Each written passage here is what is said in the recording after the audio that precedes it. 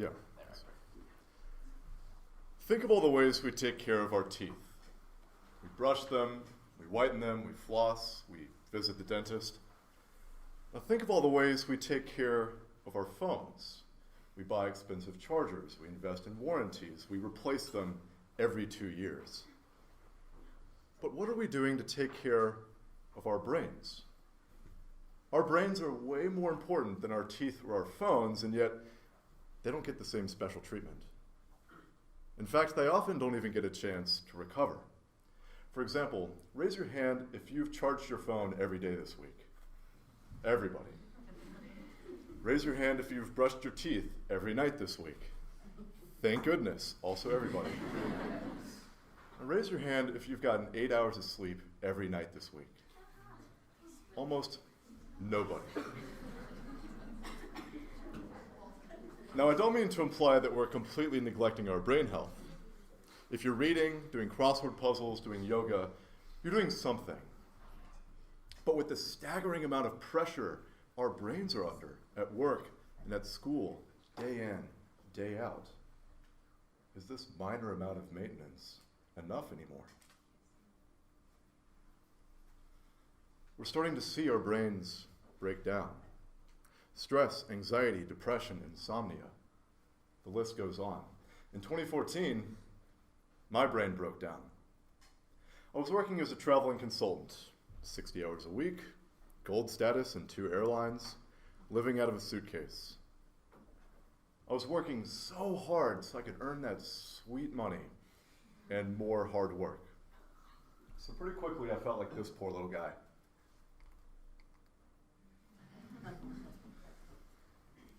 And because my brain couldn't naturally keep up with the workload I had to compensate.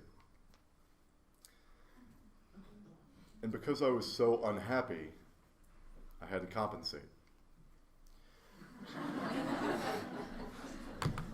Binge TV, Netflix, alcohol, partying, video games, burgers, partying. I collectively call this stuff the junk food of happiness because it's so instantly gratifying and we love this stuff, but it doesn't provide us with any mental nutrition. So I cycled for 2 years between overwork, exhaustion, and instant gratification. This had a catastrophic effect on my brain. And I tried to break out of this cycle, I really did, but I felt too stressed out, or tired, or hungover. So instead, I took comfort in a familiar lie. I'd sit at my desk, just remind myself, if I could just make enough money, I'll eventually be happy. But before I could find out how much enough was, I sat face to face with a psychiatrist who diagnosed me with major depressive disorder just before my 24th birthday. I was prescribed the usual cocktail of antidepressants, but these pills didn't help me break this cycle. These pills became a part of it. So I swirled in the cycle for another year with an added layer of guilt. Guilt because I realized while I was in the cycle, I had friends, I had a job, I had money.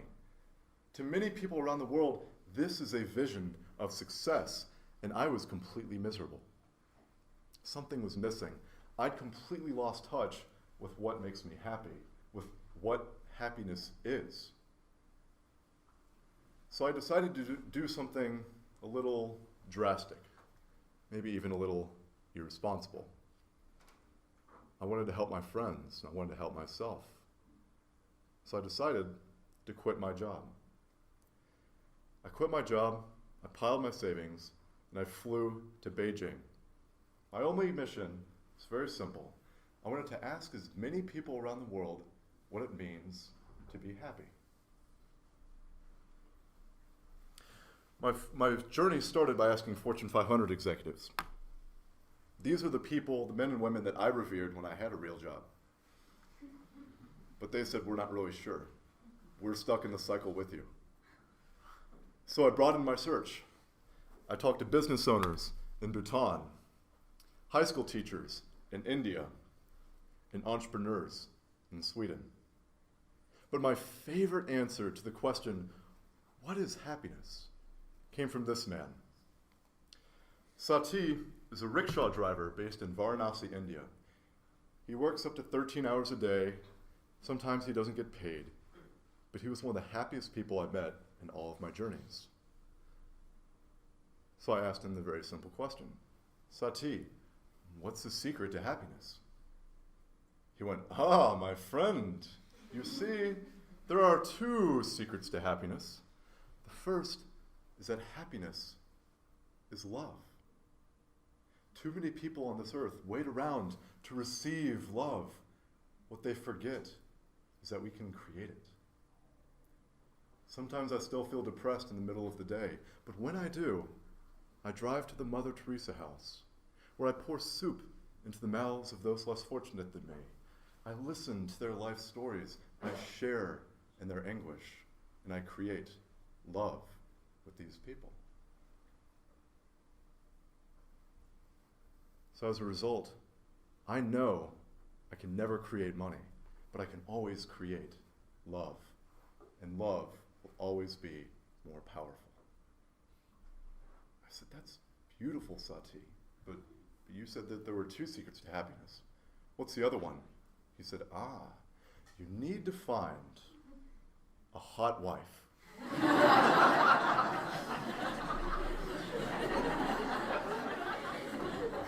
It's like, okay, you're not wrong.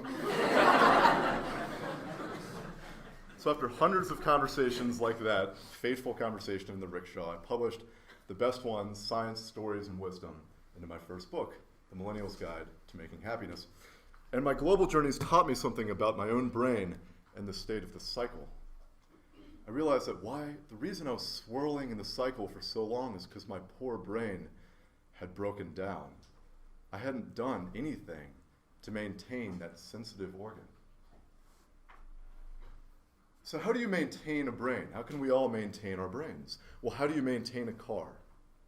To maintain a car, you need to tune it up, keep it gassed up, keep it clean, and occasionally change the oil. As it turns out, to maintain a brain, you do the exact same thing. Let me show you how using a tool that I've created called M.E.S.H. M.E.S.H is an acronym, and we start with M. So I knew if I was on a global journey to happiness, at some point I would need to learn how to meditate. So I tried the HuffPost articles, I tried all the apps, nothing was really working for me. I couldn't breach my personal record of 2 minutes. I knew I wanted to learn this ancient art from the Jedi masters of meditation. So I trekked to the faraway mystical land of Mississippi. And in Mississippi, there's a Buddhist monastery called Magnolia Grove where I studied mindfulness for 8 days. I was hoping that by the end of those 8 days, I'd have something to report back to the world. But after just the first 45 minutes, I stood up from that meditation cushion with a sense of calm and joy and tranquility I hadn't felt in my entire life. My inner hippie was thrilled. My inner German was furious. What has just happened to our brains?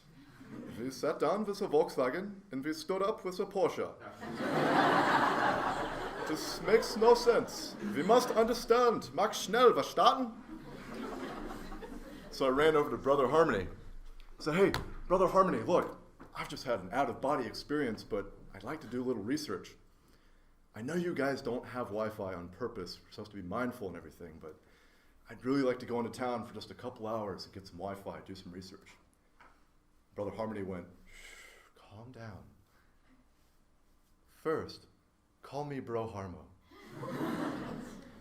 Second, we'd like you to stay with us and be immersed and mindful.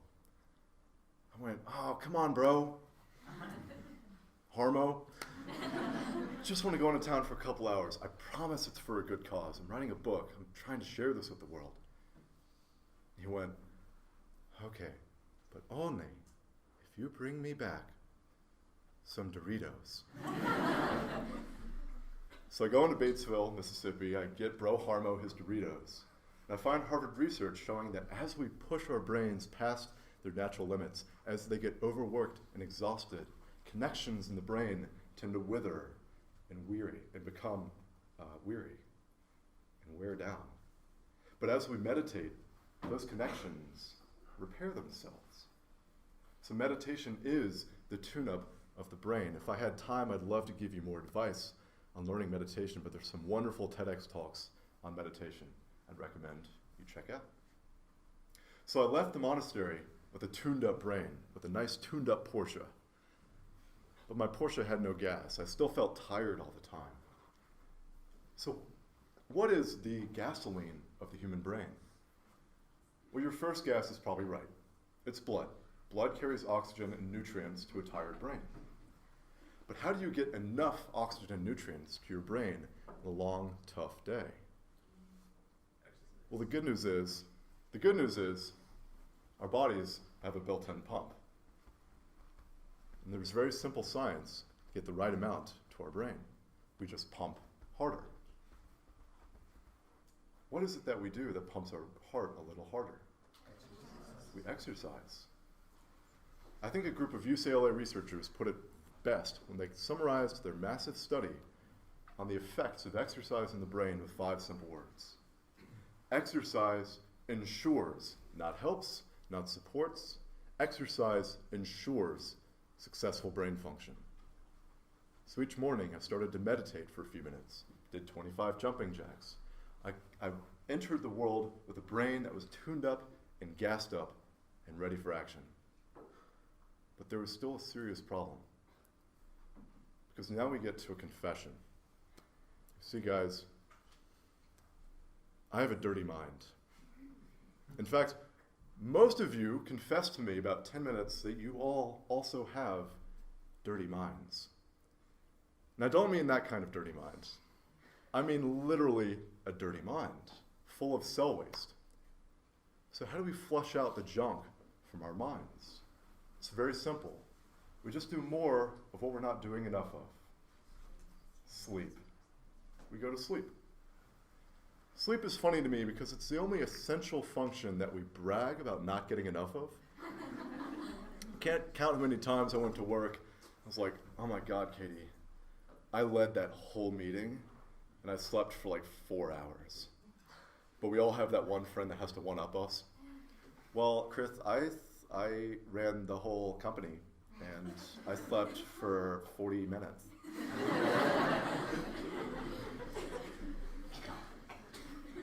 I think everyone in this room knows that sleep is important, and yet we cheat it almost every day. Why do we cheat sleep? I think it's because we know caffeine exists. So if we can charge our brains most of the way, we can get the extra jolt from Starbucks. But the brain doesn't work that way. Because sleep is not a charging process. Sleep is a cleaning process. See, as we work and study throughout the day, our brain cells produce waste. And that garbage sits in our brains until we go to sleep.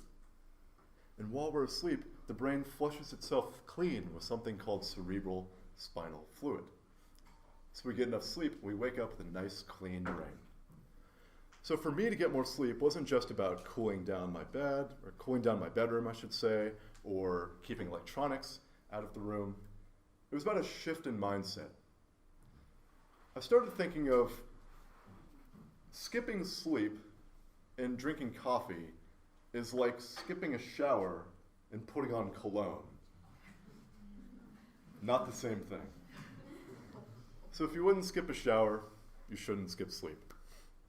So at this point in my journey, I was tuning up my brain through meditation. I was keeping it squeaky clean through sleep. And I was keeping it gassed up through exercise. So why, oh why, was I in such a bad mood when I got to the Taj Mahal? I felt slow and tired and cranky, and I just wanted to ruin everyone's day.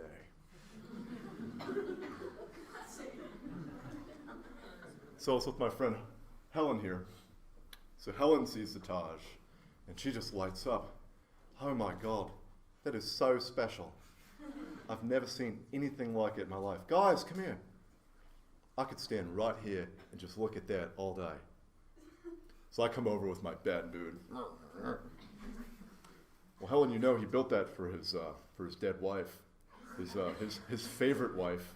He had 8 wives. He built that in front of his other wives. I mean, how would you have felt? Have you ever tried to ruin an Australian's day? No, it's not possible. It's like when Germans try to be funny. It's not possible. So Helen just looks at me and she goes, come on, mate. Stop trying to ruin the Taj. You'll just dehydrate it. So just to prove her wrong, I took a swig of my water bottle, and I felt amazing. My inner German was furious. Why did that work so quickly? What has just happened? Well, as it turns out, even a partially dehydrated brain starts to feel symptoms of depression. So before we even feel thirst, the sensitive gears in our brain start grinding to a halt. For example, without water, the human brain can't convert tryptophan into serotonin. So a partially dehydrated brain isn't just slower and crankier, it's literally less happy. But a happy, hydrated brain is a high-performing one. So the great irony of my journey is that now I'm a full-time professional speaker on the topic of happiness. And yet, I'll find myself slipping back into the cycle, spending 60 hours a week preparing a speech, then getting jet-lagged so I need caffeine, and then feeling too tired to go out with my friends, so I rely on Netflix. Cycle starting to feel familiar.